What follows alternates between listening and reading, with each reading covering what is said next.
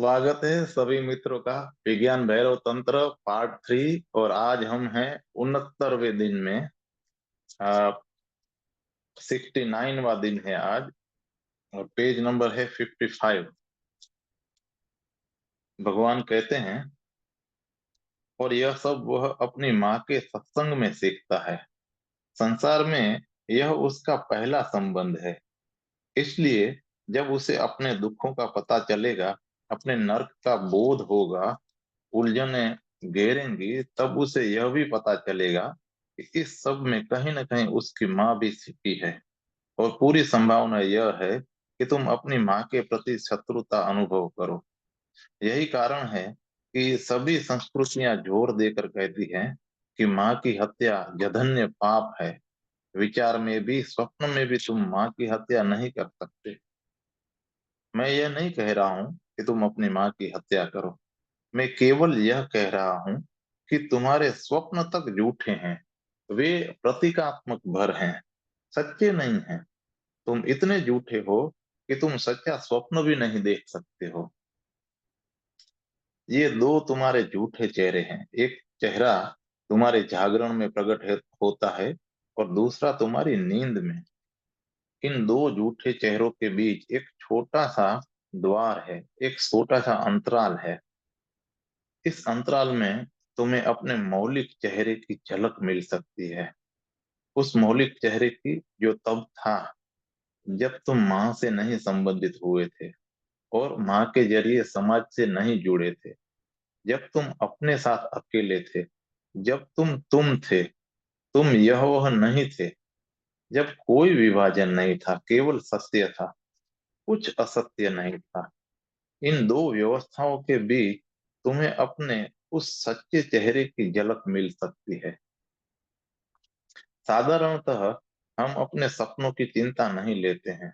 हम सिर्फ जागते समय की चिंता लेते हैं। लेकिन मनोविश्लेषण तुम्हारे सपनों की ज्यादा चिंता लेता है। वह तुम्हारे जागरण की चिंता लेता है। वह तुम्हारे जागरण की चिंता नहीं लेता, क्योंकि वह समझता है कि जागे हुए तुम ज्यादा झूठे हो। तुम्हारे सपनों से सब कुछ पकड़ा जा सकता है। जब तुम सोए होते हो तो कम सजग होते हो। तब तुम कुछ आरोपित नहीं करते। तब तुम तोड़ते मरोड़ते नहीं। उस अवस्था में कुछ सत्य पकड़ा जा सकता है। तुम जागते हुए ब्रह्मचारी हो सकते हो, साधु हो सकते हो, लेकिन तुमने अपने काम वासना को दबा कर रखा हुआ है। वह दबी हुई काम वासना तुम्हारे सपनों में अभिव्यक्त होगी। तुम्हारे सपने कामुक होंगे। ऐसा साधु खोजना कठिन है जो कामुक सपने न देखता हो। यह असंभव है। तुम्हें कामुक सपनों के बिना अपराधी तो मिल जाएंगे, लेकिन ऐसा धार्मिक आदमी खोजना मुश्किल है जो कामुक सपने न देखता हो। एक व्यभिचारी कामुक सपनों के बिना हो सकता है, लेकिन तथाकथित साधु महात्मा कामुक सपनों के बिना नहीं हो सकते। क्योंकि तुम जागते हुए जिसे दबाओगे, वह तुम्हारे सपनों में उभर कर आएगा। वह तुम्हारे सपनों को प्रभावित करेगा। मनोचिकित्सक तुम्हारे जागरण की फिक्र नहीं करते हैं, क्योंकि वे जानते हैं कि वह बिल्कुल झूठा है। अगर कुछ सच्चा है, कुछ यथार्थ देखना हो, तो वह केवल सपनों में देखा जा सकता है। लेकिन तंत्र कहता है कि सपने भी उतने सच नहीं हैं। हालांकि जागरण की तुलना में वे ज्यादा सच हैं। ये पहली सी मालूम होगी, क्योंकि हम सपनों को असत्य मानते हैं। वे जागरण की घड़ियों की बजाय लेकिन वे जागरण की घड़ियों के बजाय ज्यादा सच है। क्योंकि सपनों में तुम अपने पहरे पर कम होते हो। नींद में हमारा सेंसर सोया रहता है, और दमित चीजें ऊपर आती रहती हैं। अपने को अभिव्यक्त अपने को अभिव्यक्त करती हैं। हाँ, यह अभिव्यक्ति प्रतीकात्मक होगी, पर प्रतीकों को समझा जा सकता है। सारी दुनिया में मनुष्य के प्रतीक समान है। जागते हुए तुम भिन्न भाषा बोल सकते हो, लेकिन सपनों में तुम वही भाषा बोलते हो जो सारे लोग बोलते हैं, सारी दुनिया की स्वप्न भाषा एक ही है। अगर काम वासना दबाई गई है तो दुनिया भर में एक ही तरह के प्रतीक उनसे अभिव्यक्त होंगे। अगर भोजन की इच्छा को दबाया है, भूख को दमित किया गया है, तो उसे भी सपने में सर्वत्र एक ही तरह के प्रतीक अभिव्यक्त करेंगे। स्वप्न की भाषा हर जगह पर एक है, लेकिन प्रतीकों के कारण ही स्वप्नों के साथ एक दूसरी कठिनाई आई है। फ्रायड उनका अर्थ एक ढंग से कर सकता है, जुंग उनका अर्थ भिन्न ढंग से कर सकता है, और एडलर उनका अर्थ और भी भिन्न ढंग से करता है। अगर 100 मनोविश्लेषक तुम्हारा विश्लेषण करे तो वे 100 व्याख्याएं करेंगे, और तुम पहले से भी ज्यादा उलझन में पड़ जाओगे। एक ही चीज की 100 व्याख्याएं तुम्हें और भी भ्रांत कर देंगी। तंत्र कहता है, न तुम जागते हुए सच हो, न सोते हुए सच हो। तुम इन दो अवस्थाओं के बीच में कहीं सच हो। इसलिए न जागरण की फिक्र करो और न नींद और स्वप्न की, सिर्फ अंतराल की फिक्र करो। उस अंतराल के प्रति जागो। एक से दूसरी अवस्था में गुजरते हुए इस अंतराल का दर्शन करो, और एक बार तुम जान जाते हो कि यह अंतराल कब आता है, तुम उसके मालिक हो जाते हो। तब तुम्हें कुंजी मिल गई। तब तुम किसी भी वक्त उस अंतराल को खोलकर उसमें प्रवेश कर सकते हो। तब होने का भिन्न आयाम, एक नया आयाम खुलता है। अब आत्मस्मरण की चौथी और अंतिम विधि है। भ्रांतियां छलती हैं, रंग सीमित करते हैं, विभाज्य भी अविभाज्य है। भगवान कहते हैं कि यह एक दुर्लभ विधि है जिसका प्रयोग बहुत कम हुआ है, लेकिन भारत के एक महानतम शिक्षक शंकराचार्य ने इस विधि का प्रयोग किया है।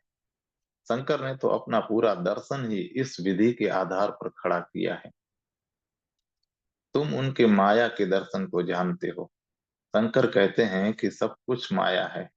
तुम जो भी देखते हो, सुनते हो या अनुभव करते हो, सब माया है। वह सत्य नहीं है, क्योंकि सत्य को इंद्रियों से नहीं जाना जा सकता है। तुम मुझे सुन रहे हो और मैं देखता हूं कि तुम मुझे सुन रहे हो। हो सकता है कि यह सब स्वप्न हो। यह स्वप्न है या नहीं, यह तय करने का कोई उपाय नहीं है। हो सकता है कि मैं स्वप्न देख रहा हूं कि तुम मुझे सुन रहे हो। यह मैं कैसे जान सकता हूं कि यह स्वप्न नहीं सत्य है?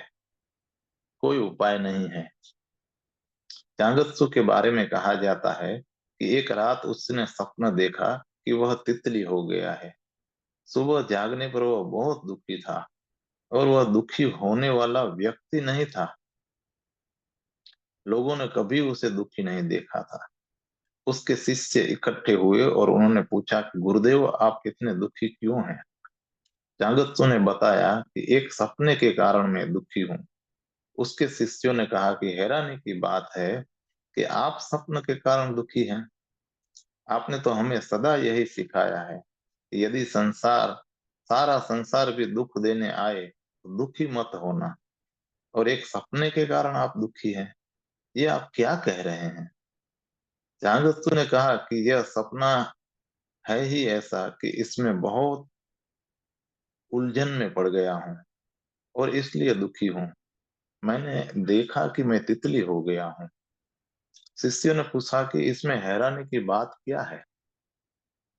चांगत्सु ने कहा कि दिक्कत यह है कि अगर चांगत्सु सपना देख सकता है कि मैं तितली हो गया हूँ, तो इससे उल्टा भी हो सकता है। तितली भी सपना देख सकती है कि मैं चांगत्सु हो गई हूँ। यही कारण है कि मैं परेशान हूँ कि क्या ठीक है और क्या गलत है।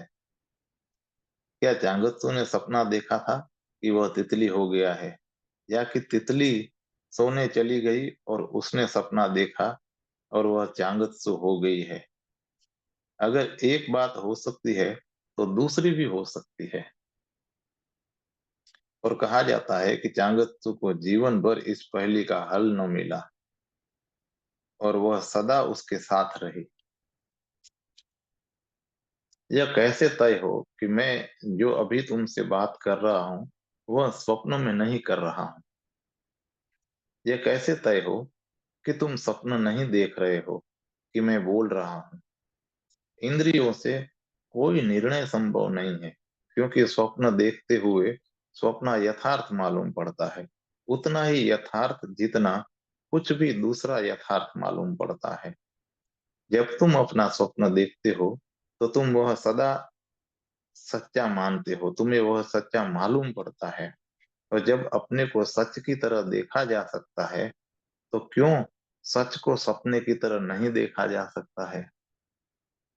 शंकर कहते हैं कि इंद्रियों से यह जानना संभव नहीं है कि जो चीज तुम्हारे सामने है वह सच है या सपना है। और जब जानने का उपाय ही नहीं है कि वह सच है या झूठ, तो शंकर उसे माया कहते हैं। माया का अर्थ झूठ नहीं है। माया का अर्थ है कि यह निर्णय करना असंभव है कि वह सच है या झूठ है। इस बात को स्मरण रखो। पश्चिम की भाषाओं में माया का गलत अनुवाद हुआ है। पश्चिम की भाषाओं में माया शब्द अयथार्थ या झूठ का अर्थ रखता है। यह अर्थ सही नहीं है। माया का इतना ही अर्थ है कि यह निश्चय नहीं हो सकता है कि कोई चीज यथार्थ है कि अयथार्थ। इस उलझन को माया कहते हैं। यह सारा जगत माया है। तुम उसके संबंध में निश्चित नहीं हो सकते, कुछ भी निर्णय पूर्वक नहीं कह सकते। यह जगत निरंतर तुमसे छूट छूट जाता है, निरंतर बदल जाता है, कुछ से कुछ हो जाता है। यह इंद्रजाल सा लगता है, स्वप्नवत लगता है, और यह विधि इसी ही दृष्टि से संबंधित है। भ्रांतियां छलती हैं, या जो चीजें छले वह भ्रांति है। रंग सीमित करते हैं, विभाज्य भी अविभाज्य है। इस माया के जगत में कुछ भी निश्चित नहीं है। सारा जगत इंद्रधनुष के समान है। वह भासता है लेकिन है नहीं। जब तुम उससे बहुत दूर होते हो तो वह है, जब करीब जाते हो तो वह खो जाता है। जितना करीब आओगे उतना ही वह खोता जाएगा। और अगर तुम उस बिंदु पर पहुंच जाओ जहां इंद्रधनुष दिखाई पड़ता था, तो वह बिल्कुल खो जाएगा। सारा जगत इंद्रधनुष के रंगों जैसा है, और सच्चाई यही है। जब तुम दूर होते हो तो सब कुछ आशापूर्ण दिखाई देता है, और जब तुम करीब आते हो तो आशा खो जाती है। और जब तुम मंजिल पर पहुंच जाते हो तो राख ही राख बचती है। मृत इंद्रधनुष बचता है जिसके सब रंग उड़ गए हैं। कुछ भी वैसा नहीं है जैसा दिखता था, जैसा तुमने चाहा था वैसा कुछ भी नहीं है। विभाज्य भी अविभाज्य है। तुम्हारा सब गणित, तुम्हारा सब हिसाब किताब, तुम्हारी सब धारणाएं, तुम्हारे सब सिद्धांत, सब कुछ व्यर्थ हो जाते हैं। अगर तुम इस माया को समझने की चेष्टा करोगे तो तुम्हारी चेष्टा ही तुम्हें और भ्रांत कर देगी। वहां कुछ भी निश्चित नहीं है, सब कुछ अनिश्चित है। जगत एक प्रवाह है, परिवर्तनों का प्रवाह। और तुम्हारे लिए यह तय करने का कोई उपाय नहीं है कि क्या सच है और क्या सच नहीं है। इस हालात में क्या होगा? अगर तुम्हारी दृष्टि ऐसी हो तो क्या होगा? अगर यह दृष्टि तुम में गहरी उतर जाए कि जिस चीज के संबंध में निश्चय नहीं हो सके वह माया है, तो तुम अपने ही आप सहजता से अपनी तरफ मुड़ जाओगे। तब तुम्हें अपना केंद्र सिर्फ अपने भीतर खोजना होगा। वही एकमात्र सुनिश्चितता है। इसे इस तरह समझने की कोशिश करो। रात में स्वप्न देख सकता हूँ मैं, रात में स्वप्न देख सकता हूँ कि मैं तितली बन गया हूँ, और मैं स्वप्न में तय नहीं कर सकता कि यह सच है या झूठ।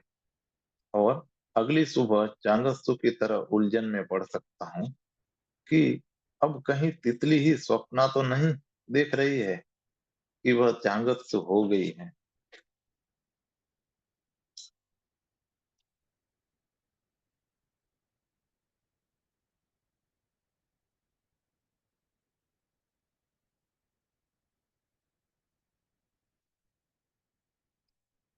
अब ये दो स्वप्न हैं, और तुलना का कोई उपाय नहीं है कि इनमें से कौन सच है और कौन झूठ।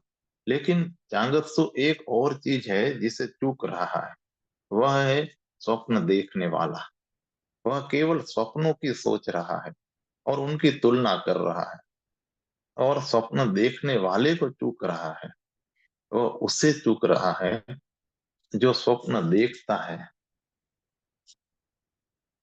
कि चांगत्सु तितली बन गया है, और वह चूक रहा है जो विचार करता है कि बात उल्टी भी हो सकती है, कि तितली सपना देख रही हो कि वह चांगत्सु हो गई है। यह देखने वाला कौन है? यह दृष्टा कौन है? कौन है वह जो सोया हुआ था और अब जागा हुआ है?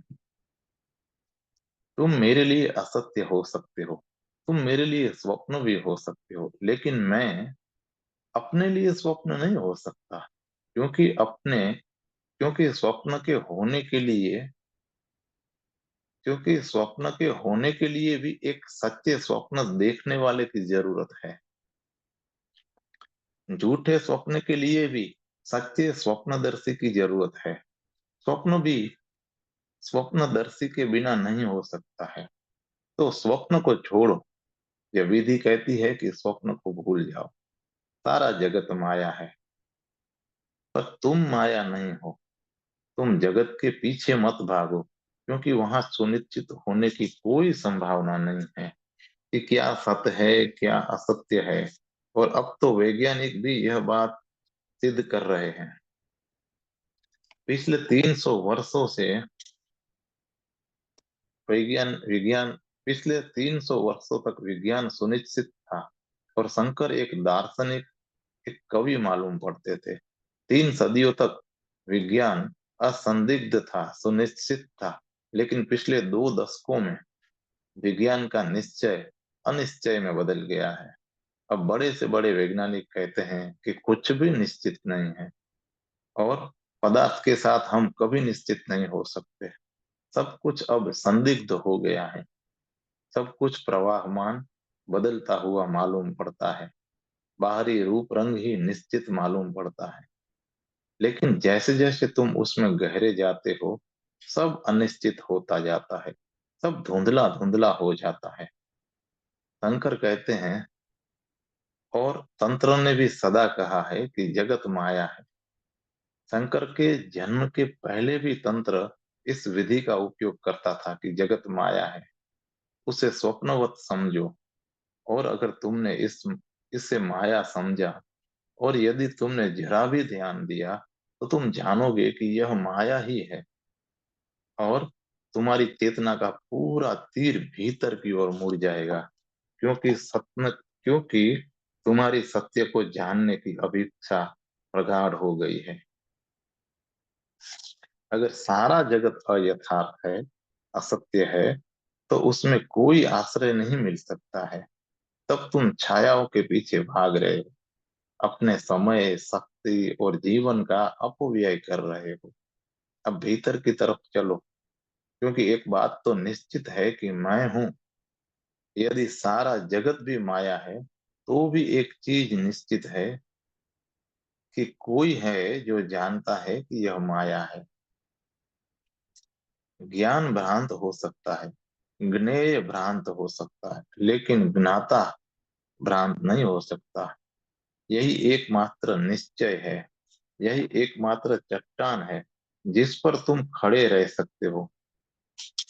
यह विधि कहती है, संसार को देखो, यह स्वप्नवत है, माया है, बिल्कुल नहीं है जैसा वो भासता है। यह बस इंद्रधनुष जैसा है। इस भाव की गहराई में उतरो और तुम अपने पर फेंक दिए जाओगे। और अपने अंतस पर आने के साथ साथ तुम निश्चय को, सत्य को, असंदिग्ध को, परम को उपलब्ध हो जाते हो।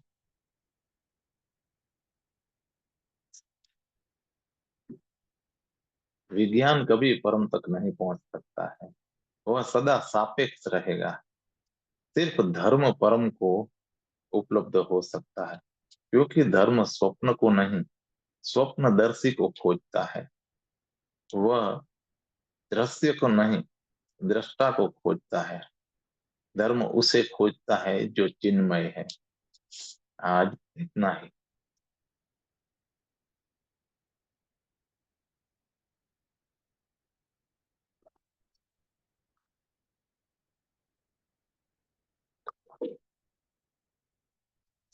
चैप्टर नंबर 36 है। नाम है आत्मस्मरण और विधायक दृष्टि।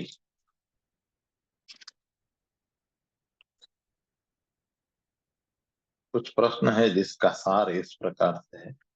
पहला, आत्मस्मरण मानव को कैसे रूपांतरित करता है? दूसरा, विधायक पर जोर क्या समग्र स्वीकार के विपरीत नहीं है? इस मायावी जगत में गुरु की क्या भूमिका और सार्थकता है? पहला प्रश्न, आत्मस्मरण की साधना मनुष्य के मन को कैसे रूपांतरित कर सकती है? यहाँ भगवान कहते हैं, मनुष्य अपने में केंद्रित नहीं है, वह अपने केंद्र पर नहीं है। वह जन्म तो लेता है केंद्रित की तरह, लेकिन समाज, परिवार, संस्कृति सब उसे केंद्र से च्युत कर देते हैं, बाहर कर देते हैं।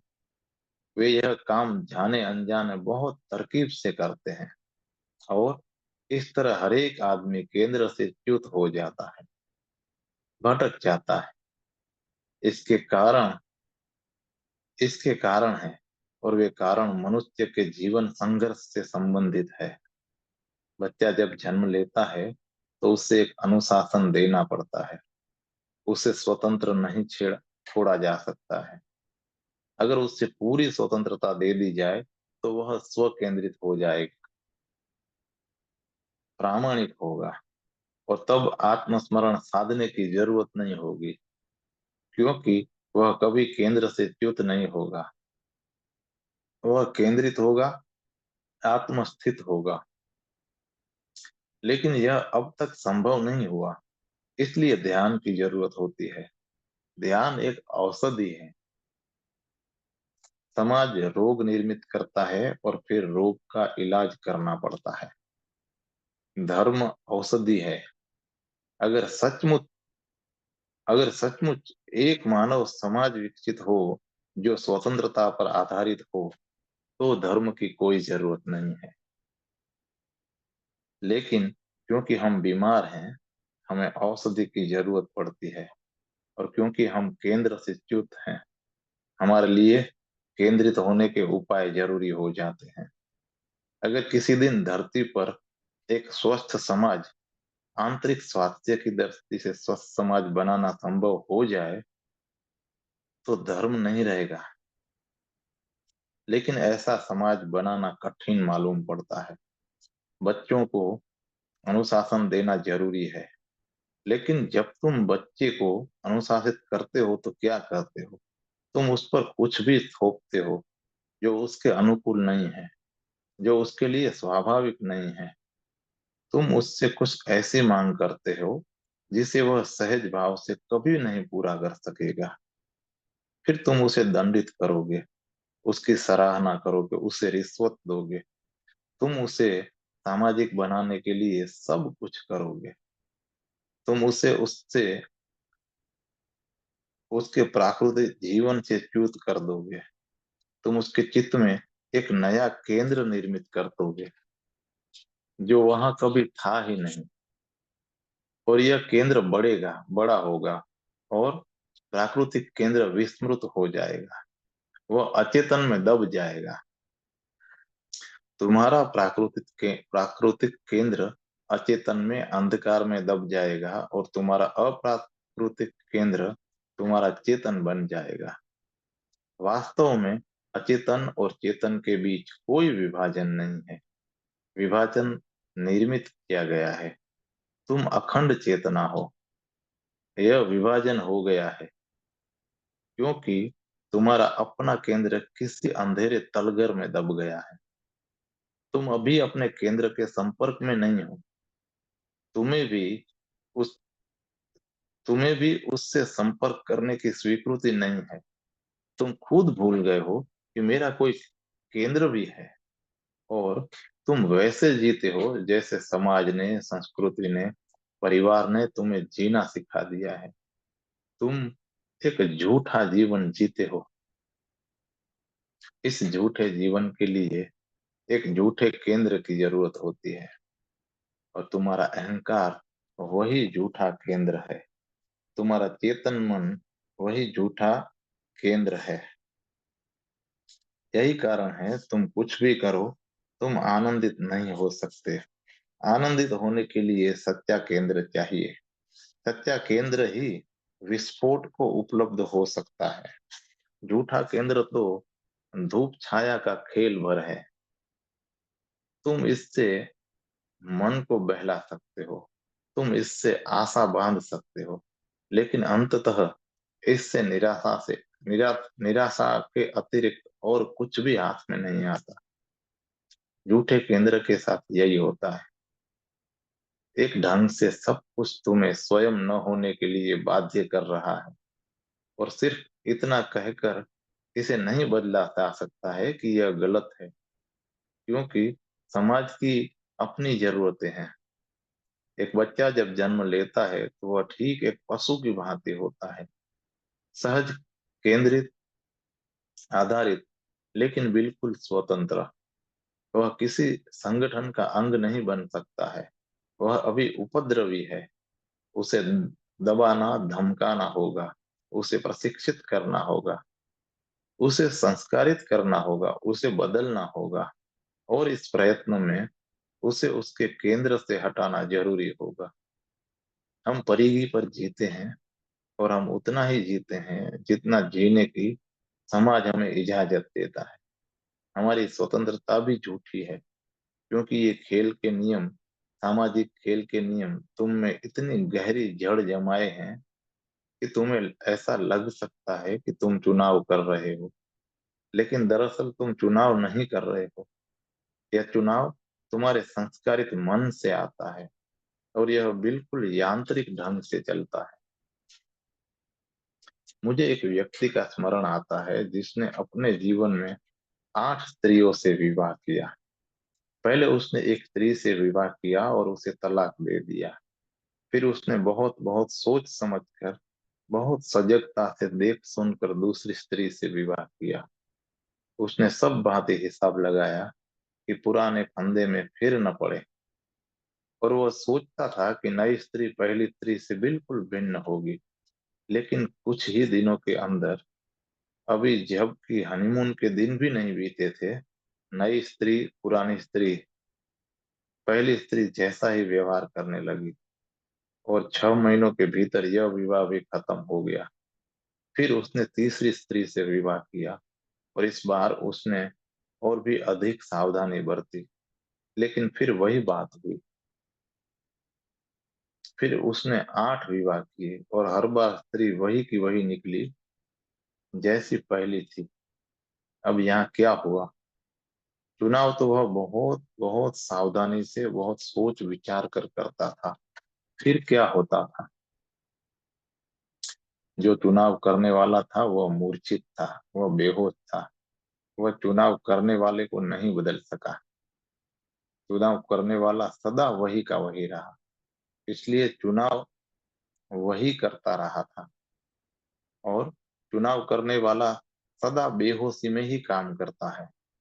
तुम यह वह किए जाते हो, तुम बाहरी वस्तुओं को बदलते रहते हो, लेकिन तुम खुद वही के वही बने रहते हो।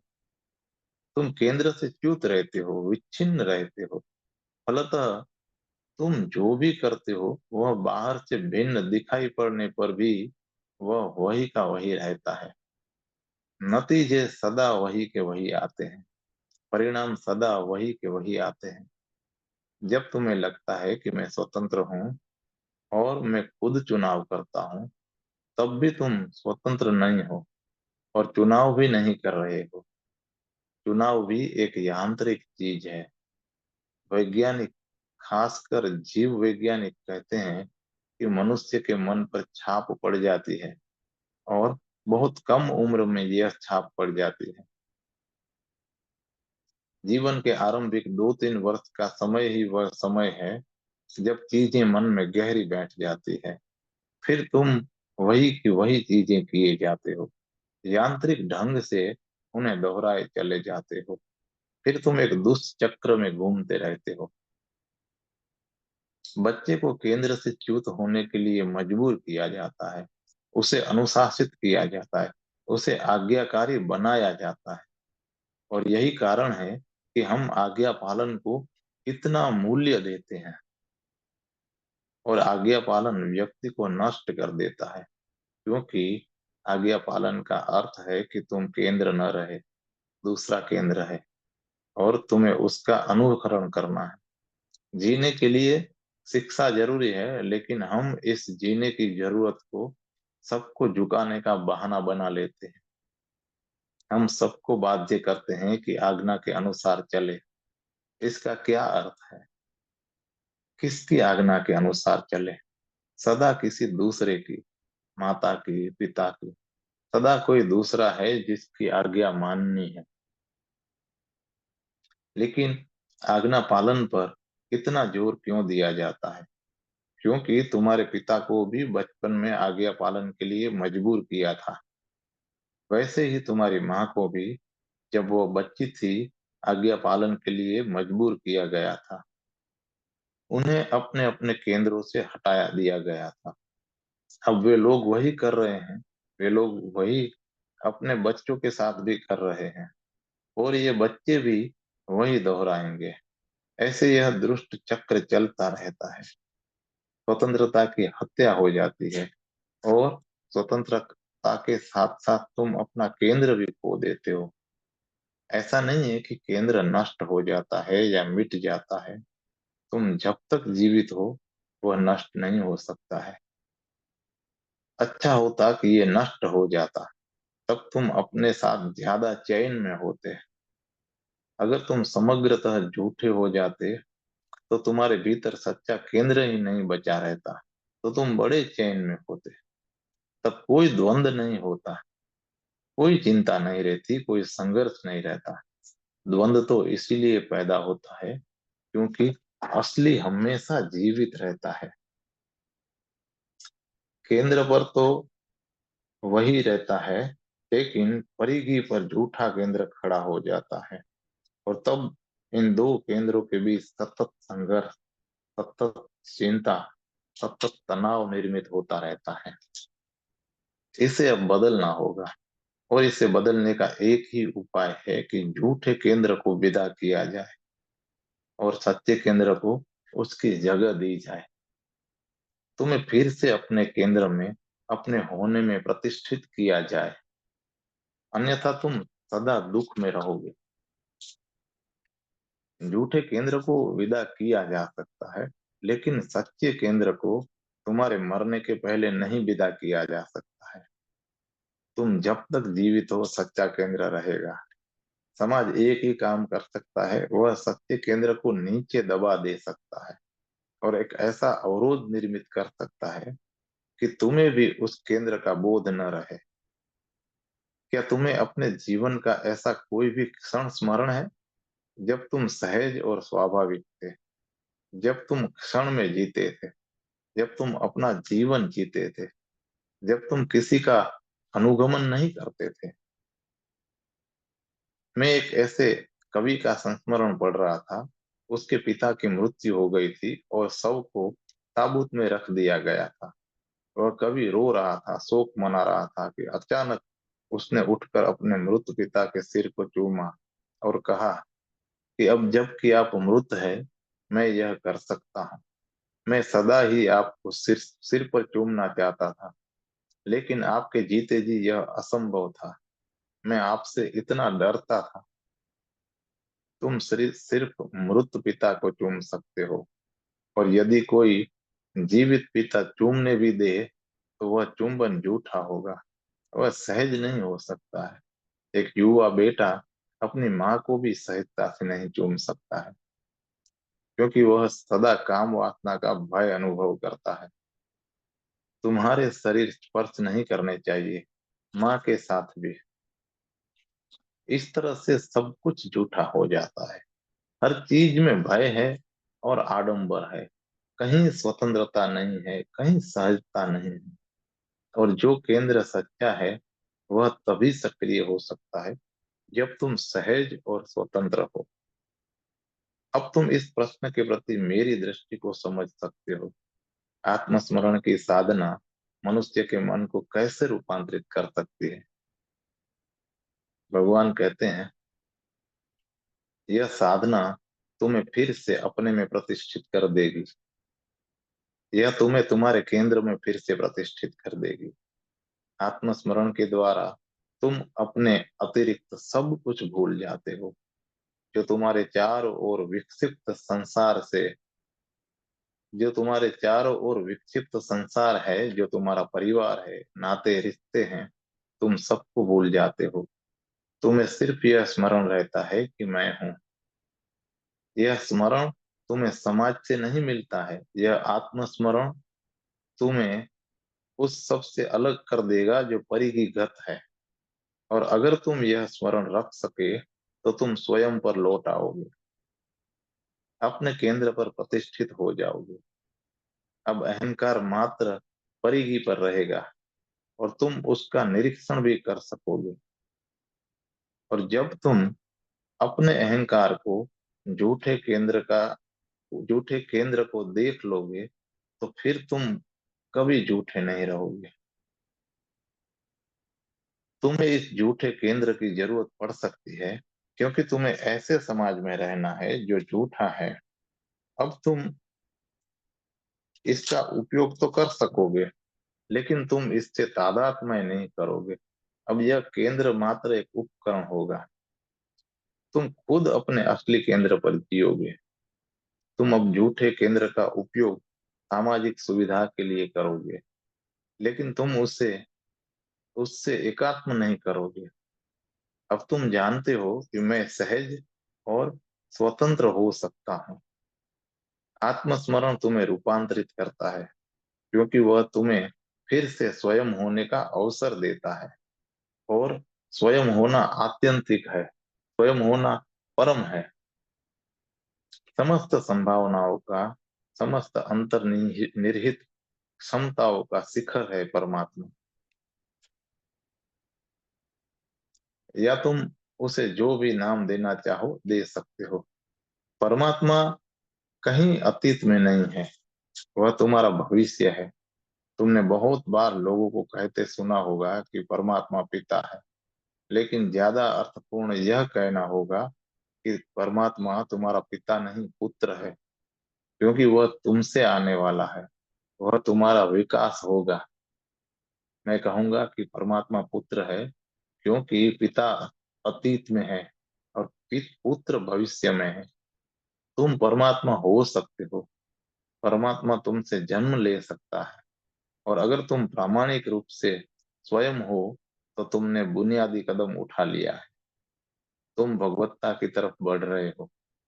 तुम समग्र स्वतंत्रता की ओर कदम बढ़ा रहे हो। गुलाम की भांति तुम उधर की गति नहीं कर सकते। गुलाम के लिए, झूठे व्यक्तित्व के लिए परमात्मा की ओर, तुम्हारी परम संभावना की ओर, तुम्हारी परम आत्म उपलब्धि की ओर, परम परम खिलावट की ओर जाने का मार्ग ही नहीं। पहले तुम्हें अपने अस्तित्व में केंद्रित होना होगा। आत्मस्मरण इसमें सहयोगी है। केवल आत्मस्मरण सहयोगी है। कोई दूसरी चीज तुम्हें रूपांतरित नहीं कर सकती है। झूठे केंद्र के साथ विकास संभव नहीं है, केवल संग्रह संभव है। विकास और संग्रह के इस भेद को स्मरण में रख लो। झूठे केंद्र के द्वारा तुम चीजें इकट्ठी कर सकते हो, तुम धन इकट्ठा कर सकते हो, तुम ज्ञान इकट्ठा कर सकते हो, कुछ भी इकट्ठा कर सकते हो, लेकिन इससे कोई विकास संभव नहीं है। विकास तो सत्य केंद्र केंद्र से ही घटित होता है, और विकास संग्रह नहीं है। विकास तुम्हें बोझिल नहीं करता है, संग्रह बोझ है।